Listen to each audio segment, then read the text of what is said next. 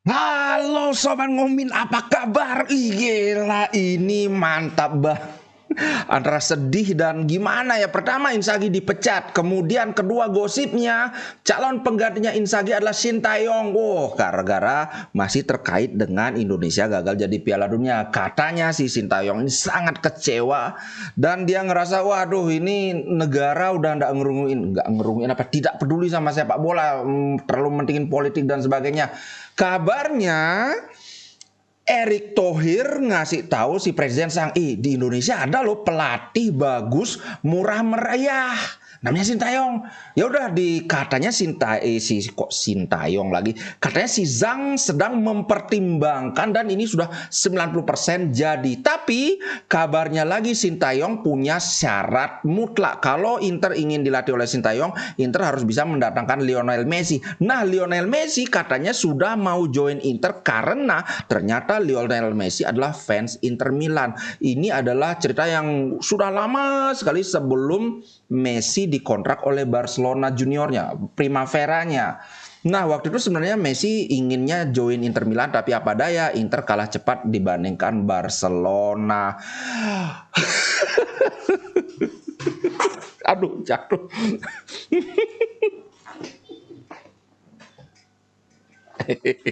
Iya, iya, iya, sorry. Namanya juga tanggal 1 April, Pak. Santai, santai, santai. Nggak ada. Inzaghi masih aman. Iya, harusnya nggak isi ketawa kan, bisa bikin satu konten yang isinya ngeprank gitu kan, tapi enggak lah. Ini kita mau bahas update Inter. Sekali lagi aku tegaskan itu yang tadi cuma prank aja, itu cuma April Mop Pak, April Fool, nggak ada. Oke, kita akan bahas update dan juga bahas gimana prediksi pertandingan Inter lawan Fiorentina. Langsung saja. Kalau ini berita nyata nih, sekarang nggak ngeprank lagi. Pertama, PSG gila. Setelah mereka hampir pasti ya, hampir pasti dapetin Skriniar, ternyata mereka juga mengincar Bastoni. Kenapa mereka mengincar Bastoni? Karena Sergio Ramos sedang digoda banget sama Al Hilal. Dia dijanjikan gaji tahu berapa? 30-an juta, gila banget. Iya, Sergio Ramos memang hebat banget dulu, tapi sekarang kan aduh, kelasnya Sergio Ramos sama Skriniar aja masih kalah banget dong. 30 juta, aduh, duitnya aku nggak ngerti lah sama klub-klub sepak bola Arab itu. Aduh, sudah beli Inter Milan aja. Ngapain coba di sana ngeluarin duit gede-gede, lebih baik beli Inter Milan, kasih duit berapa 300 juta euro untuk beli pemain, pasti Scudetto, kalau nggak pecat itu toh. Tapi ya seperti yang dibilang Bastoni sih ngomongnya, saya mau di Inter Milan, saya adalah fans Inter Milan. Itu kita lihat aja bagaimana perkembangannya nanti. Kemudian Inzaghi sedang mengusahakan gimana caranya supaya Skriniar dan siapa ini Hakan Calhanoglu bisa kembali secepatnya. Kemarin kan aku bilang Hakan itu paling sedikit 3 pertandingan dia absen. Nah, berita terbaru kira-kira dia akan absen 5 pertandingan. Berarti itu sampai lawan Benfica ya, aku nggak ngitung. Pokoknya itulah. Kemudian Skriniar kan sakit punggung. Aku lihat dari Inter TV kayaknya nggak ada perkembangan bahwa sakitnya Skriniar itu parah. Jadi kemungkinan ya mungkin bisa, tapi yang jelas lawan Fiorentina kayaknya belum sih. Itu. Kemudian kabar buruk ini. Ini yang ngeluarin kabar ini Marco Barzaghi. Katanya Marcus Thuram has declined Inter Milan. Marcus Thuram sudah menolak Inter Milan. Kemungkinan sih dia mau kemana ini? The 25-year-old has been on the radar of German champions Bayern Munich and clubs in the Premier League as well as La Liga and even PSG. Nah, aku nggak ngerti kenapa dia menolak Inter Milan, karena di Inter Milan tuh dia sudah pasti jadi starter. Mungkin karena memang Inter Milan bisa menggajiku, atau mungkin karena bapaknya dia kan legenda Juventus, karena Inter Milan musuhnya Juventus. Bapaknya bilang, "Nak, kamu boleh join klub mana aja kecuali Inter Milan." Mungkin ya. Nggak tahu lah. Anyway, kalau nggak mau ya udah, nggak usah maksa. Kemudian lawan Fiorentina ada kemungkinan Joaquin Correa sudah akan jadi starter. Aku sih nggak ngerti kenapa masih jadi starter ya. Mungkin karena habis habis apa? Habis international break ini kan main, Argentina main apa enggak? Soalnya Lukaku lagi on fire banget. Apa mungkin Inzaghi takut kalau Lukaku dimainin ntar malah cedera lagi apa gitu, aku nggak tahu. Yang jelas ada kabar bahwa kemungkinan Joaquin Correa akan jadi starter. Aku harap sih enggak.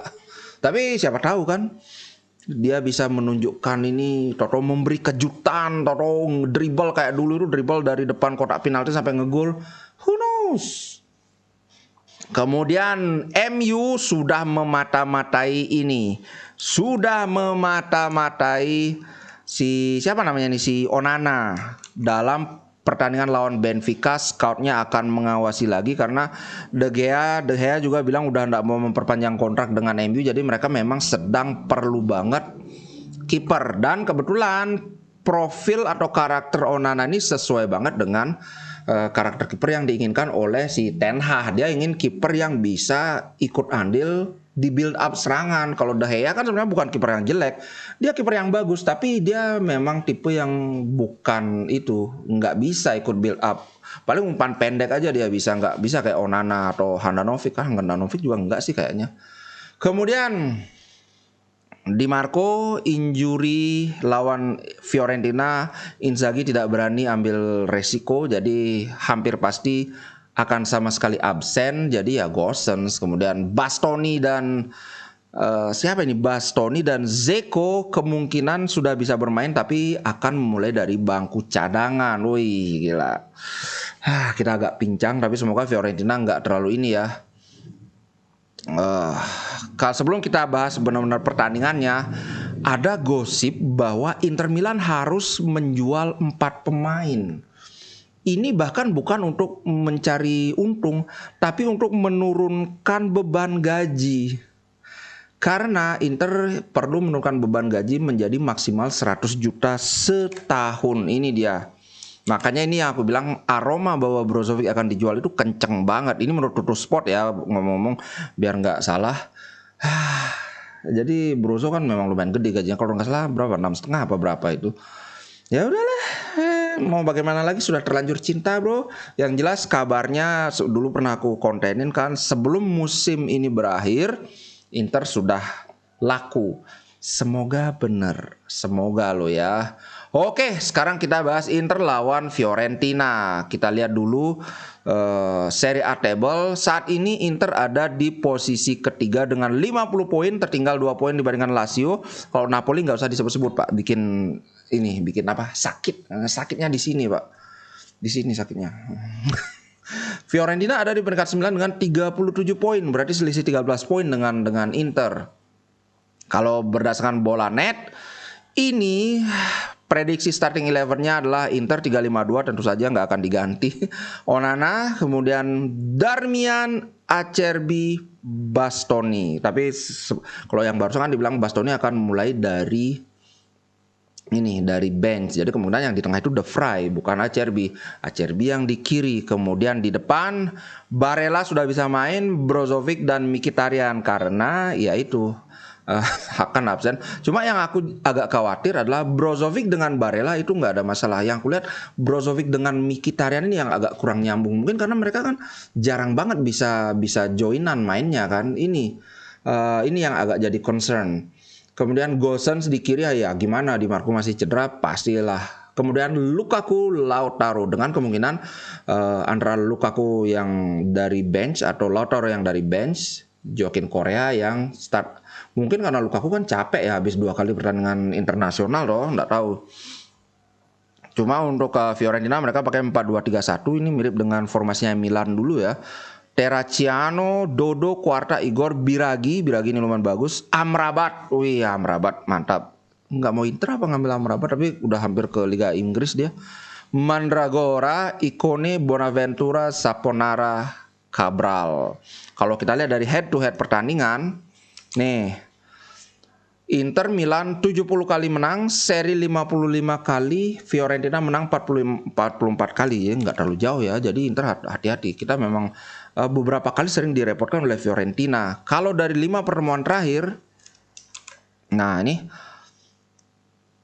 Inter menang 4-3, kemudian seri 1 sama, kemudian menang 3-1, kemudian menang 2-0, ini udah yang musim lalu, kemudian menang lagi 2-1 di Coppa Italia. Jadi ya 5 pertandingan terakhir kita nggak pernah kalah lawan Fiorentina. Semoga pertandingan nanti tidak jadi sejarah yang memalukan.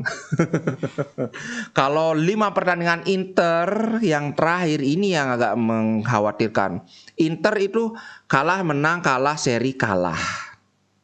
Sedangkan 5 pertandingan terakhir Fiorentina menang, menang, menang, menang, menang. 5 kali menang. Cuma ya harus di ini juga kan, lawannya itu dia lawan Sivasspor, kemudian Conference League gitu. Kemudian lawan Cremonese, kemudian lawan Sivasspor lagi, kemudian lawan Lecce juga dia menang. Jadi ya kita masih bisa, oh ya mereka kan menangnya lawan Ecce-Ecce kayak gitu. Aduh, kalau dari statistik Inter tidak terkalahkan dalam 13 laga terakhir, bahkan bukan cuma 5 laga ya, 13 laga terakhir melawan Fiorentina.